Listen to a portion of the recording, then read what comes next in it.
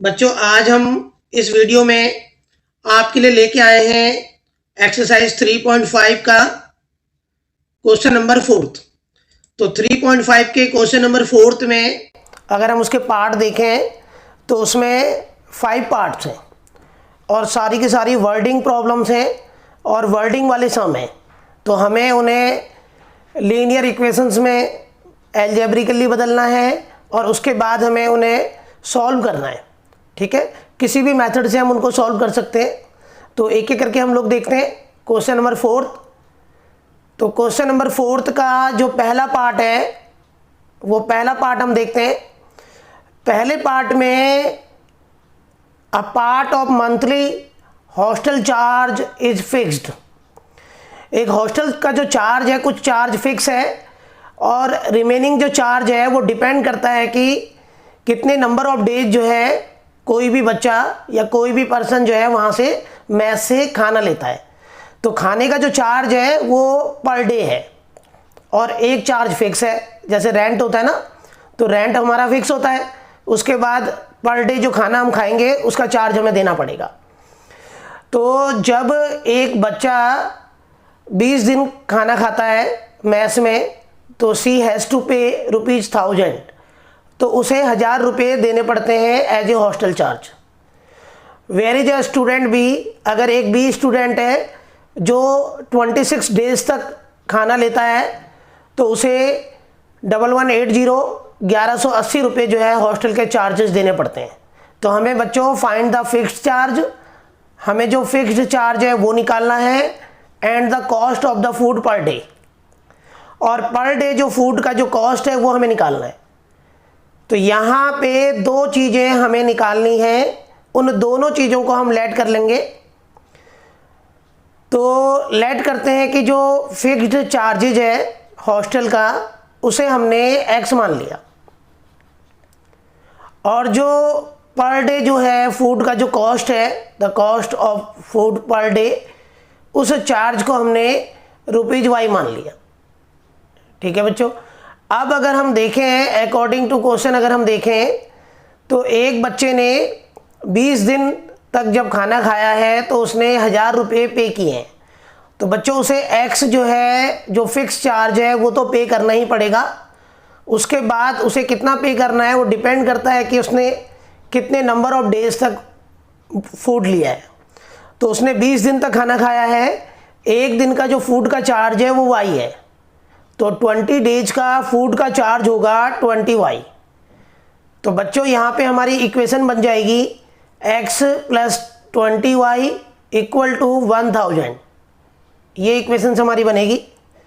ऐसे ही हम दूसरा केस देखें जिसमें एक दूसरा स्टूडेंट है b, उसने 26 डेज तक खाना लिया है और उसका चार्ज जो उसने पे किया है वो है 1180। तो देखते हैं बच्चों यहाँ पे दूसरी इक्वेशन कैसे बनती है। तो x जो चार्ज है वो तो फिक्स है, ठीक है, x जो चार्ज है वो तो फिक्स है, उसे देना ही है। उसके बाद खाने का उसे पर डे y रुपये के हिसाब से चार्ज देना है। तो 26 डेज का जो फूड का चार्ज है वो 26y है। तो बच्चों यहाँ पे टोटल जो कॉस्ट होगा वो होगा 1180। तो ये हमारी इक्वेशन 2 है। तो बच्चों अब हमारी दो इक्वेशंस बन चुकी हैं। अब हम क्या करेंगे, एलिमिनेशन मेथड से इसको सॉल्व करेंगे, क्योंकि कौन से मेथड से हमें इक्वेशंस को सॉल्व करना है ये मेंशन नहीं है और एलिमिनेशन मेथड ज़्यादातर अप्लाई होता है क्योंकि थोड़ा इजी है और जल्दी निकल जाता है इससे। तो यहाँ पे अगर हम देखें तो x वाला जो वेरिएबल है उसके जो कोएफिशिएंट हैं वो इक्वल है, तो हम इसे एलिमिनेट कर सकते हैं और y की वैल्यू निकाल सकते हैं। तो हमने क्या किया, सबट्रैक्टिंग हम करने जा रहे हैं, तो हमने नीचे के साइन बदल दिए। ये जो +26y है ये माइनस का हो गया और ये 1180 जो प्लस का है ये भी माइनस का हो जाएगा। और बच्चों ये x प्लस माइनस है तो कैंसिल हो जाएगा। 20y माइनस 26y को अगर हम सॉल्व करेंगे तो हमारा -6y आ जाएगा और 1000 माइनस 1180 अगर माइनस करेंगे तो माइनस का 180 आएगा। फिर माइनस के 180 को हम डिवाइड करेंगे -6 से तो हमारा ये 30 निकल के आ जाएगा। तो बच्चों यहाँ y की वैल्यू हमने निकाल दी है और वो वैल्यू निकल के आई है 30।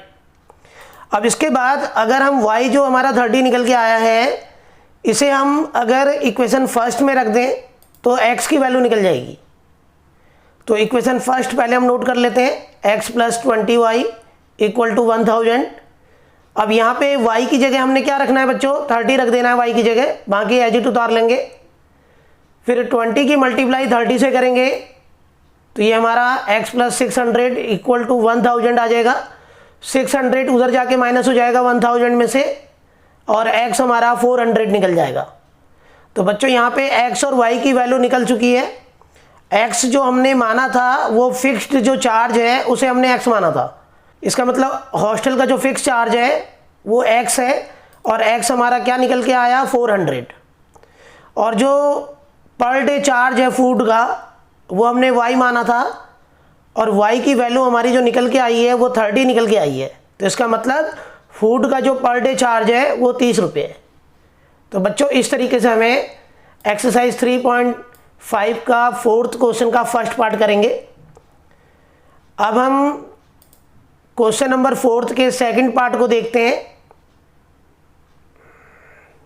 तो सेकंड वाले पार्ट को अगर हम पढ़ें तो एक फ्रैक्शंस है जो 1/3 हो जाता है जब उसके न्यूमरेटर में 1 सब्ट्रैक्ट कर दिया जाए। ठीक है, केवल न्यूमरेटर में 1 सब्ट्रैक्ट कर रहे हैं तो इसका मतलब डिनोमिनेटर सेम रहेगा। और यही फ्रैक्शन जो है बिकम्स 1/4। यही फ्रैक्शन 1/4 हो जाता है व्हेन 8 इज एडेड, जब डिनोमिनेटर में ओनली डिनोमिनेटर में 8 ऐड करें तो न्यूमरेटर में कुछ नहीं करना। तो हमें फ्रैक्शन निकालना है बच्चों, तो हमें फ्रैक्शन निकालना है। तो किस तरीके से निकालेंगे हम फ्रैक्शन देखते हैं। सबसे पहले हम जो न्यूमरेटर और डिनोमिनेटर है उन्हें x और y मान लेते हैं। ठीक है, तो न्यूमरेटर को हमने x मान लिया और जो फ्रैक्शन का डिनोमिनेटर है उसे हमने y मान लिया। तो बच्चों यहाँ फ्रैक्शन जो बनेगा वो होगा numerator upon denominator x upon y। तो ये फ्रैक्शन बन के आया। तो जब भी फ्रैक्शन वाला वर्डिंग में सम आता है 2 लीनियर इक्वेशंस में तो आपने न्यूमरेटर को x, डिनोमिनेटर को y और फ्रैक्शन, ये काम आपने करना है। अब बच्चों हम अकॉर्डिंग टू क्वेश्चन देखते हैं। अकॉर्डिंग टू क्वेश्चन अगर हम देखें तो उसमें है कि पहला केस है कि आप न्यूमरेटर में से 1 सब्ट्रैक्ट कर दो। तो न्यूमरेटर हमारा क्या है x, तो हमने x में से 1 सब्ट्रैक्ट किया और जो डिनोमिनेटर है उसे एज इट उतारा क्योंकि उसमें कोई भी चेंज नहीं करना। उसके बाद जब हम न्यूमरेटर में 1 माइनस करते हैं तो ये जो फ्रैक्शन है ये 1/3 हो जाता है। अब इसके बाद बच्चों क्रॉस मल्टीप्लाई करेंगे 3 की x - 1 में तो ये हो जाएगा, और y की मल्टीप्लाई 1 में करेंगे y, तो 3 की मल्टीप्लाई x - 1 में करेंगे तो 3x - 3 = y। अब y इधर आ जाएगा तो ये माइनस का हो जाएगा और -3 राइट में जाएगा तो प्लस का हो जाएगा। तो बच्चों ये इक्वेशंस फर्स्ट है। ऐसे ही हम इक्वेशन 2 देखते हैं, सेकंड कंडीशन देखते हैं हम लोग। सेकंड कंडीशन में दिया हुआ है कि यदि हम डिनोमिनेटर में 8 प्लस कर दें तो न्यूमरेटर ऐसे ही रहेगा। तो डिनोमिनेटर में 8 प्लस करेंगे तो ये फ्रैक्शन हो जाएगा 1/4। फिर बच्चों हम क्रॉस मल्टीप्लाई करेंगे तो ये हो जाएगा 4x और 1 की मल्टीप्लाई y + 8 में करेंगे, y + 8 हो जाएगा। फिर y इधर आके किसका हो जाएगा, माइनस का। ठीक है, तो ये y इधर आ गया। तो ये इक्वेशन जो है सेकंड इक्वेशंस है। अब फर्स्ट इक्वेशंस और सेकंड इक्वेशंस को हम सॉल्व करेंगे तो यहाँ पे सब्ट्रैक्टिंग करने जा रहे हैं हम लोग। इक्वेशन 2 को सब्ट्रैक्ट कर रहे हैं इक्वेशन फर्स्ट से। तो पहले हमने फर्स्ट इक्वेशन लिखा, फिर इसके नीचे हमने सेकंड इक्वेशन लिखा क्योंकि सेकंड इक्वेशंस को फर्स्ट से सब्ट्रैक्ट करना है। तो फर्स्ट और सेकंड इक्वेशंस को आप ऐसे लिखोगे। अब हम क्या करेंगे कि ये जो y है, y के साथ जो कोएफिशिएंट है दोनों का सेम है, 1 है। इस y के साथ भी 1 है और इस y के साथ भी 1 है, तो इनके कोएफिशिएंट इक्वल है। तो जब कोएफिशिएंट इक्वल है बच्चों तो सब्ट्रैक्टिंग करेंगे हम लोग, घटाएंगे। सब्ट्रैक्टिंग में नीचे के साइन बदल जाएंगे। ये 4x प्लस का है तो माइनस हो जाएगा और ये माइनस है तो प्लस हो जाएगा। और ये प्लस का 8 है तो ये माइनस का हो जाएगा। अब y माइनस और प्लस में है तो कैंसिल हो गया, और प्लस के 3x में माइनस 4x करेंगे तो माइनस x आ जाएगा, और वहाँ पे प्लस का 3 और माइनस का 8 है। आपको जो 8 का साइन लेना है वो नीचे वाला साइन लेना है, तो 3 माइनस 8 होता है -5, ठीक है, साइन जो है बड़ी संख्या का आएगा। तो यहाँ माइनस से माइनस कैंसिल हो गया बच्चों, तो ये x इक्वल टू 5 निकल के आ गया। अब x इक्वल टू 5 जो निकल के आया है उसे चाहे हम इक्वेशन फर्स्ट में रखें या इक्वेशन 2 में रखें, तो हमारा दूसरा वेरिएबल जो y है वो भी निकल के आ जाएगा। तो पहली इक्वेशन देखते हैं हम लोग, पहली इक्वेशन में रख रहे हैं हम लोग। तो पहली इक्वेशन है हमारी 3x minus Y equal to 3, तो 3x को हटा के 5 लिख दिया, माइनस वाई ऐसे ही रहेगा और ये 3 भी ऐसे ही रहेगा। 3 की मल्टीप्लाई 5 से करेंगे बच्चों 15 आ जाएगा, 15 माइनस वाई इक्वल टू 3। अब ये जो 15 प्लस का है ये उधर चला जाएगा 3 के साथ।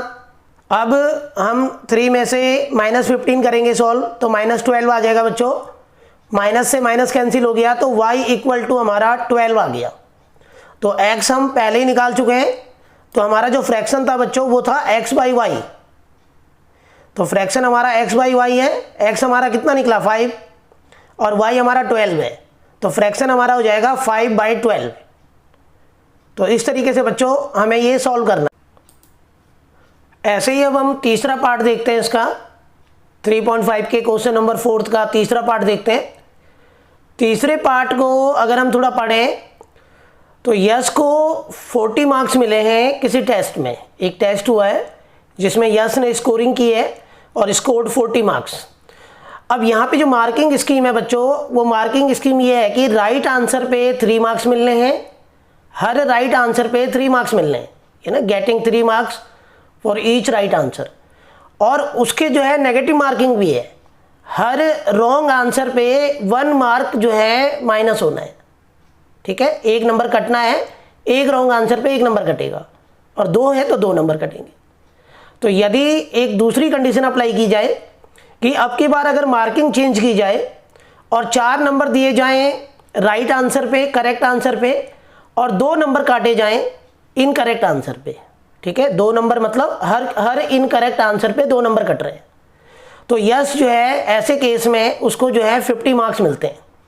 तो बताइए टोटल जो है टेस्ट में कितने क्वेश्चंस हैं और राइट और रॉन्ग कितने हैं। तो बच्चों यहाँ पे 2 केस निकल के आ रहे हैं 2 वेरिएबल्स में। तो हम लेट कर लेते हैं कि माना यस ने जो टेस्ट दिया है उसमें जो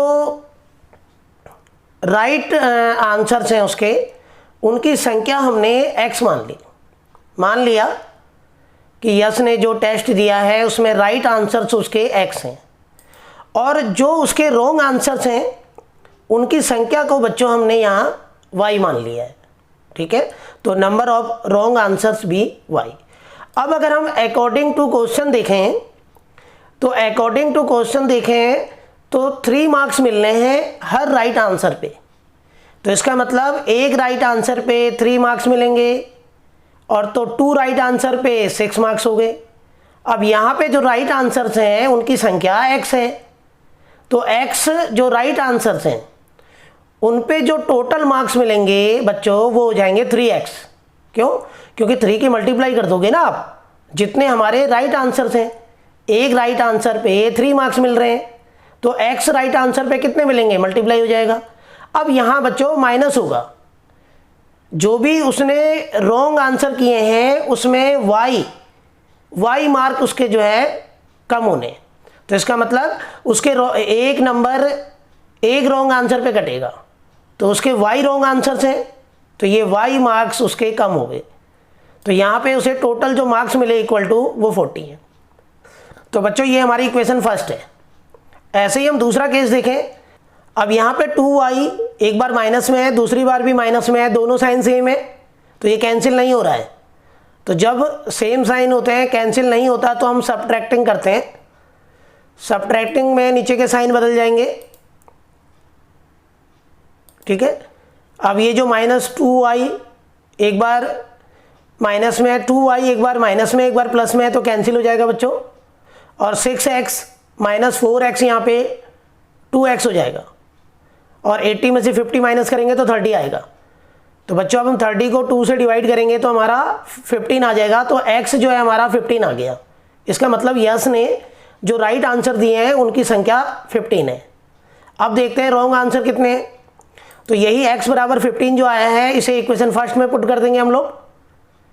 पुटिंग इन इक्वेशन फर्स्ट, पहले हम इक्वेशन फर्स्ट उतार लेंगे, वो है 3x।